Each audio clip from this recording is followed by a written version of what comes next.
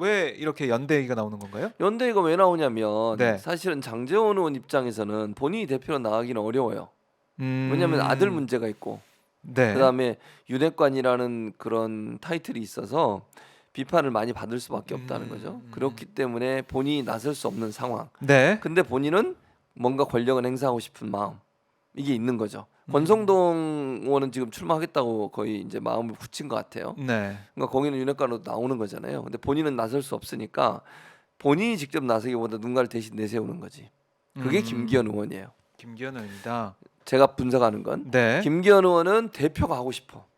대표 대 자리가 필요한 거예요. 네. 근데 혼자 힘으로 안 돼. 지금 지지율 보세요. 김기현 의원은 거의 뭐 잘 그 상위권에 못 올라가시잖아요. 여론조사 추이를 여론조사 보면 추이로 그렇다. 보면 네. 그러니까 자력으로 어려워요.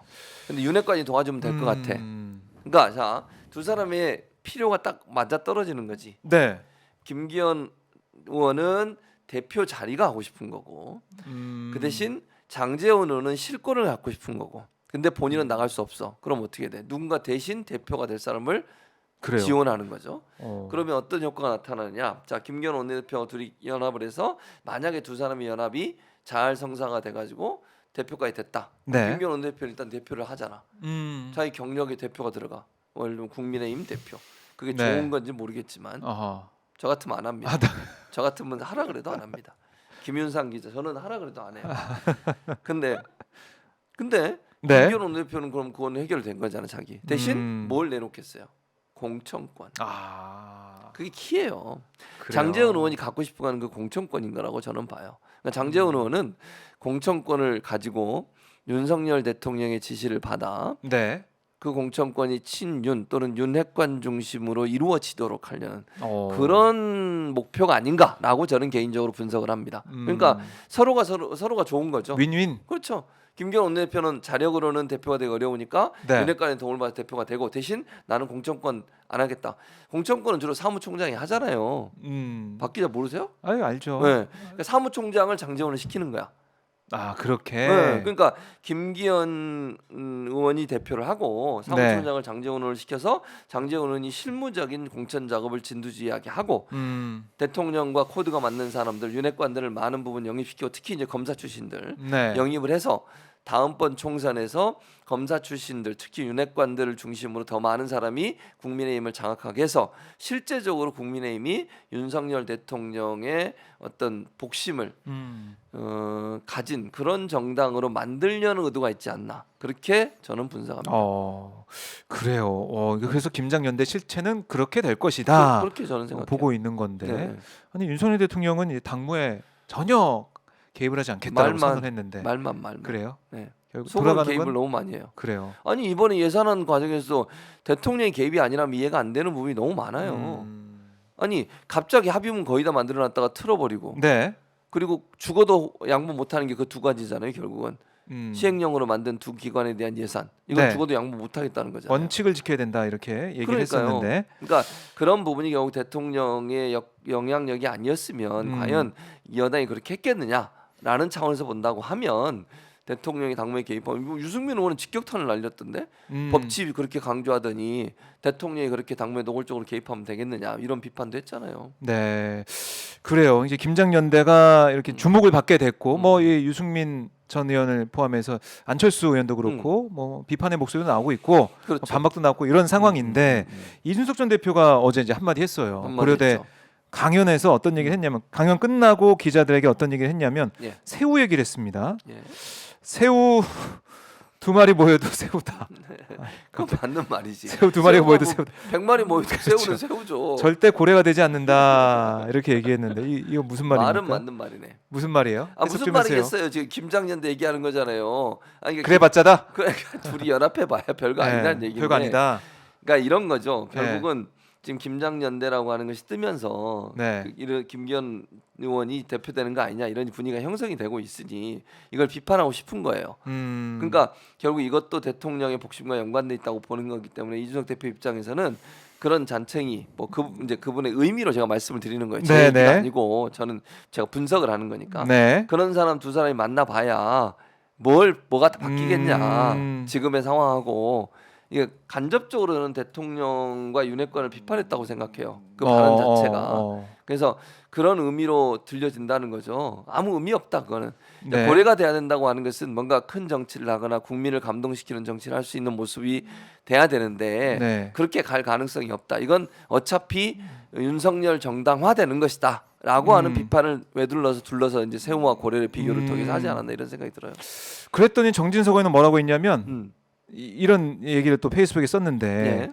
아니 이준석 대표 예전에 내가 그 윤석열 후보에 대해서 예. 윤석열 후보에게 돌고래에 걸맞는 대우를 해야 된다라고 얘기를 했을 때 이준석 대표가 고등어와 멸치도 똑같이 대우해야 된다라고 나를 치받았는데 네. 어제 이준석 대표가 두 의원을 세우라고 하면서 합해봐야 고래가 못 된다고 폄하했다. 이번 전당대회에서 고래와 고등어가 함께 싱싱하게 뛰는 모습을 보고 싶다. 돌고래는 돌고래답게, 고등어는 고등어답게 뭐 이런 또 얘기를 하면서 반박을 했는데. 그러니까 그러니까 네. 비판하고 싶은 거죠. 정진석 이제 비대위원장은 비판을 하려고 한 것 같은데 네. 비유의 문제는 저는 이렇게 생각해요. 이준석 대표 입장에서는 네. 물론 이제 이준석 대표를 제가 분명히 말씀드린 이준석 대표를 제가 옹호하거나 이런 네. 생각이 전혀 없다는 거 말씀을 드리고요.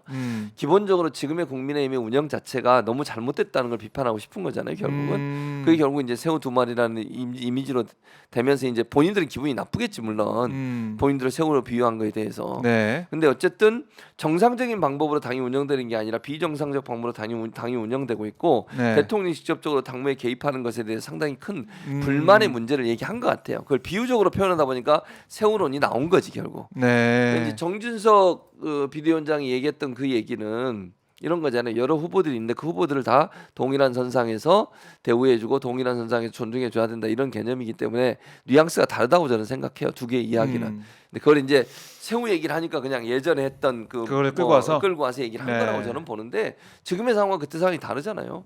그렇죠. 그러니까 지금의 상황은 누가 봐도 윤심이 작동해서 그 윤심이 대표 선거에서 영향을 미칠 가능성 이 부분에 대한 의문 뭐랄까요 비판 또는 네. 우려 이런 부분들이 지금 논란이 핵심이라고 하면 그 당시에는 그냥 윤석열 대통령이 후보 중에 한 명으로서 네. 그분한테 어떤 대우를 해야 되냐 이런 문제의 논란이었으니까 그건 좀 다른 개념이라고 생각해요. 저는 연결시키는 것이. 자 어쨌든 뭐 이 새우든 뭐 고등어든 돌고래든 뭐 해산물 얘기에서 나왔는데 그걸 다 떠나가지고 당권 경쟁이 치열하잖아요. 그렇죠. 윤심이 지금 누구한테 가 있습니까? 어떻습니까? 어떻게 저는 분석하세요? 그러니까 윤심을 지금 현재로서는 네.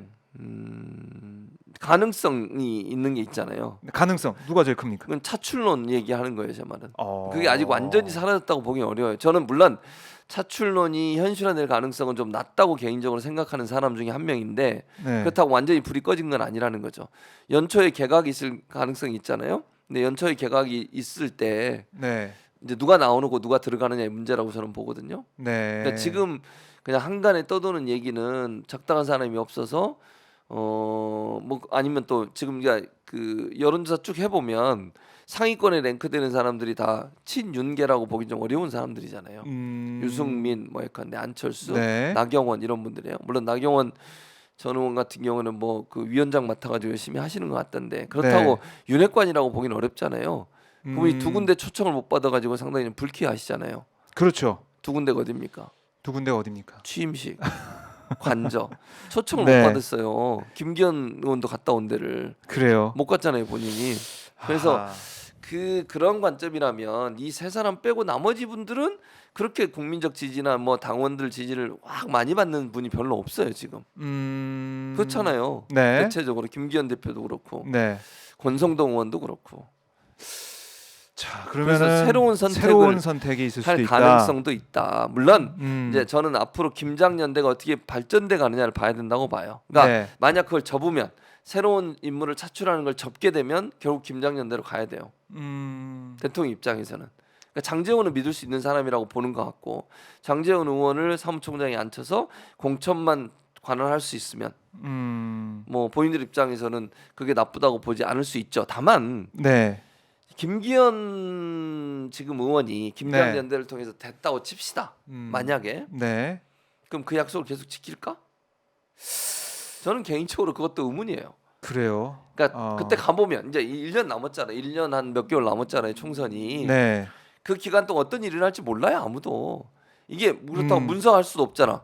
예를 들면 생각해봐. 박정호 기자. 네. 두 사람이 김장연대 하면서 문서로 써. 합의문을. 내가 대표하고 당시 사무 이렇게 할 수 있어요, 없어요? 못해요. 못하죠. 네. 도장 찍고 못해. 말로 하는 거잖아, 말로. 그걸 뒤집는 거는 뭐라고 말을 못해요, 아무도. 네. 불만은 얘기할 수 있겠지만. 근데 그 총선에 가까워지면 여러 상황이 펼쳐져요. 자, 보세요. 다선 의원들 계속 국회의원 하려고 하잖아요, 국민의힘 내부에서. 그렇죠. 다 하고 싶어 하는 거죠. 근데 윤석열 대통령 물갈이 한다고 만약 나와봐 어떻게 되겠어요? 그건 모르는 거야, 어떻게 될지. 네. 그러면 그런 반대 세력들, 불만 세력들이 목소리를 내기 시작할 수도 있고, 그 과정에서 김기현 대표가 만약 대표가 된 뒤에 그런 갈등 요소에서 계속 이 약속을 지킬 수 있을까? 약속을 했다 하더라도 네. 반대 목소리를 내진 않을까? 복잡하네요. 그러니까 불안한 거예요. 네. 그러니까 차라리 그냥 믿을 만한 놈 안 친 게 제일 좋아. 그러니까 대표로 정말 윤석열 대통령이 믿을 만한 사람을 안 치는 게 가장 속 편해요. 네. 얘기하면 들으니까. 근데 이렇게 지금 예를 들어서 어쩔 수 없이 김장연대를 통해서 김기현 원내대표를 대표로 세우고 실무적인 일을 사무총장을 장제원 의원이 하도록 해놓으면 갈등이 생겼을 때 이제 이게 문제가 발생할 수 있다는 거죠. 그래서 차출론이 완전히 사라지긴 어렵다. 끝까지 고민할 거다. 그렇게 보는 거예요. 누가 대표되길 바라세요, 최준봉 교수? 저요? 예. 한동훈. 그래요? 제 개인적인 소망을 소망을 말씀드려요. 볼 수 한동훈 있잖아요. 장관이 저거 뭐 소망 얘기하는 게 문제입니까? 그렇죠. 저는 그렇게 생각합니다. 개인적 바람으로 네, 개인적 바람. 한동훈 장관이 오면 좋겠다. 하셨으면 좋겠어요, 대표. 이제 좀 장관 그만하시고. 네. 그렇지 않은 논란도 많으신데 고소고발하시고 이러니까. 그러니까 그거 고소고발하시면서 그 장관하시면 논란이 많잖아요. 검찰을 지휘하는 분인데 그러니까 내려놓으시고 여기 들어오셔서 대표하시면 어떨까? 그리고 국회에서 발언하시고 보니까 거의 정치인 다 드셨어. 장관이. 그래요? 나는 장관이 아니라 정치인 줄 알았어요. 답변하고 막 언성 높이고 감정 막 이렇게 하고 뭐 뭘 걸겠다고. 네. 장관은 보통 그렇게 얘기하지 않지 않습니까? 그렇죠. 우리가 이제 봐왔던 장관 네. 스타일과 좀 다른 상황이다. 정치인 같으시더라고. 정치인 같다. 정치를 하시면 좋을 것 같아요. 알겠습니다. 자, 이 김장연대 그다음에 또 다른 연대가 나올지 또 누가 나올지 모르겠는데 3월에는 전당대회가 진행된다고 하니까 3월 8일 10일이라며요. 날짜까지 두 개 중에 어떤 분이 그러더라고. 10일이 손 없는 날이래. 아 그래요? 네. 8일하고 10일 중에 그런 게 있다며 달력에 손은 저는 뭐 믿지 않습니다만. 교회 다니시니까. 그러니까 저는 안 믿어요. 네. 근데 오창석이가 10일 날이 손 없는 날이라고. 12일이? 10. 그럼 12일에 할 가능성이 뭐 그러지 않을까. 오창석이 말입니다. 알겠습니다. 믿을 수 없죠. 믿을 수는 없죠. 걔 말은 믿을. 오창석이 뭘 알아? 갑자기 의문의 일패. 일패를 당하고 있습니다. 그래요. 전당대회가 3월에 진행되는데 이제 당원 100%로 바꿨잖아요. 오늘 이제 바꿨죠. 다 이제 바꿨는데 대놓고 바꾸죠, 대놓고. 이거 어때요? 국민의힘 논리는 당 대표를 당원 100% 뽑는 게 이게 뭐가 문제지? 이게 당내 민주주의다라고 주장하고 물어볼게요. 있는데 18년 동안 왜 그렇게 안 했어요? 민주주의를 못했던 거. 18년 동안 그렇게 안 하고 있더니 이제 와서 합니까 그러면? 그러니까 당내 민주주의 당원 100%라고 하는데 그걸 당원 100%라 부르니까 그렇지 이 여론 배제, 여론조사 배제 100% 이렇게 부를 수도 있잖아요. 그렇죠, 사실. 그렇게 부를 수 있죠. 네, 그러면 같은 생각과 같은 가치관을 갖고 있는 사람들 모여서 그냥 뽑는 거잖아요, 대표를.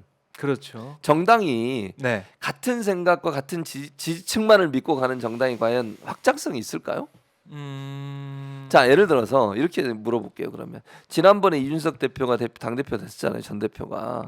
그리고 젊은 당원들이 많이 들어오고 또 국민의힘에 대한 이미지도 그래도 많이 바뀌고 뭐 이런 부분이 없잖아 있었어요. 그게 과연 당원 100%로 했으면 가능했겠냐고요. 당시에도 나경원 전 원내대표가 당원들에서 훨씬 많은 표를 받았어요. 맞아요. 예. 근데 이준석이 대표가 될 수 있었던 것은 일반 여론조사가 30% 들어갔기 때문이에요. 그렇잖아요.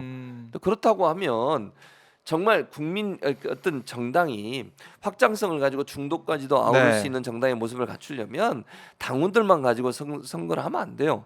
당원들 입장에서는 여러 가지 이해관계가 생각이 되고 얽히게 되니까 그런 이해관계에 의해서 투표에 영향을 받을 수밖에 없는 구조잖아요.